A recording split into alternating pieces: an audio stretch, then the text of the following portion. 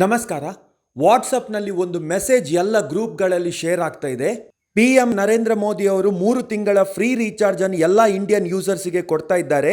2024ರ ಇಲೆಕ್ಷನ್ನಲ್ಲಿ ಬಿಜೆಪಿಯನ್ನು ಗೆಲ್ಲಿಸಬೇಕೆನ್ನುವ ನಿಟ್ಟಿನಲ್ಲಿ ಈ ಯೋಜನೆಯನ್ನು ಕೊಡ್ತಾ ಇದ್ದಾರೆ. ಅಕ್ಟೋಬರ್ 31 ಲಾಸ್ಟ್ ಡೇಟ್ ಅಪ್ಲೈ ಮಾಡಲಿಕ್ಕೆ. ಈ ಮೆಸೇಜ್ನ ಕೆಳಗಡೆ ಒಂದು ಲಿಂಕ್ ಇದೆ. ಆ ಲಿಂಕಿಗೆ ಕ್ಲಿಕ್ ಮಾಡಿದಾಗ ಒಂದು ಪೇಜ್ ಓಪನ್ ಆಗ್ತದೆ. ಬಿಜೆಪಿ ಫ್ರೀ ರೀಚಾರ್ಜ್ ಯೋಜನ್ ಗೆಟ್ ಫ್ರೀ ರೀಚಾರ್ಜ್ ಇದೆ. ಅದರ ಕೆಳಗಡೆ ಸಾಕಷ್ಟು ಲೈಕ್ಸ್ ಮತ್ತೆ ಕಮೆಂಟ್ ಅಟ್ಯಾಚ್ ಆಗಿದೆ. ಗೆಟ್ ಫ್ರೀ ರೀಚಾರ್ಜ್ ಕ್ಲಿಕ್ ಮಾಡಿದ ಮೇಲೆ ಸಿಲೆಕ್ಟ್ ಯುವರ್ ಸಿಮ್ ಅಂತೇಳಿ ಇದೆ. ಅಲ್ಲಿ ನಮ್ಮ ಸಿಮ್ ಅನ್ನು ಸಿಲೆಕ್ಟ್ ಮಾಡಿ ನಮ್ಮ ನಂಬರ್ ಅನ್ನು ಟೈಪ್ ಮಾಡಿ ಸಬ್ಮಿಟ್ ಕೊಟ್ಟಾಗ ಪ್ರೊಸೆಸಿಂಗ್ ಅಂತೇಳಿ ಬರ್ತದೆ. Congratulation, 3 month free recharge activated.